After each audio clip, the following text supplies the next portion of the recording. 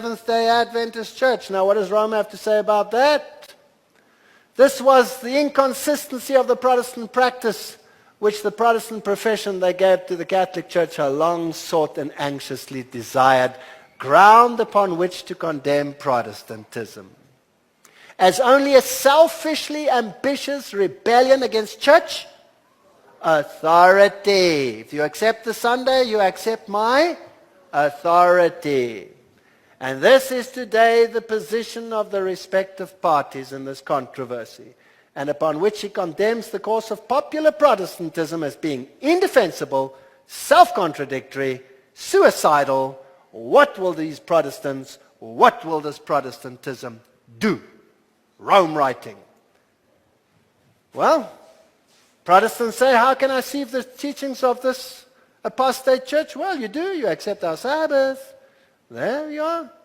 And those who follow the Bible as their guide, same document.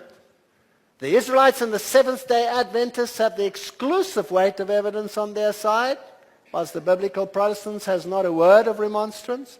The Adventists are the only body of Christians, same document, as their teacher who can find no warrant in its pages for the change of day from the seventh to the first. Hence they're called Seventh-day Adventists.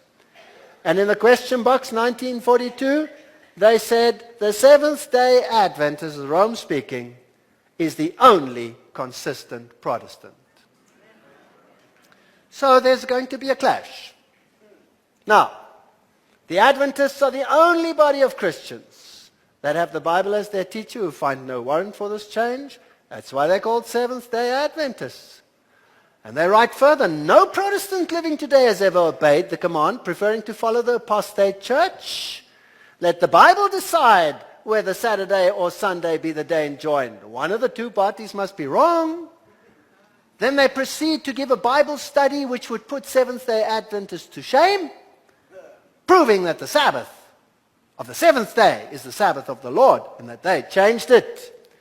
No wonder the Cardinal in the St. Catholic Sentinel 1995 said, people who think that the Scriptures should be the sole authority should logically become Seventh-day Adventists and keep Saturday holy.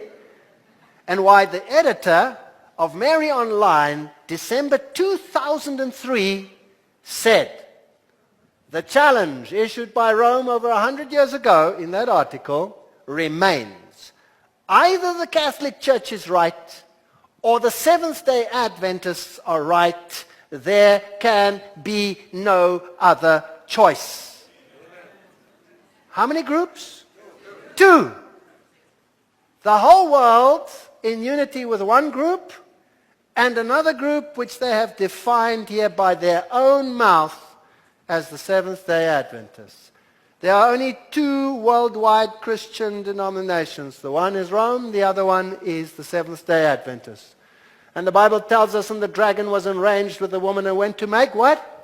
War against the rest of her offspring, those who obey God's commandments and hold to the testimony of Jesus.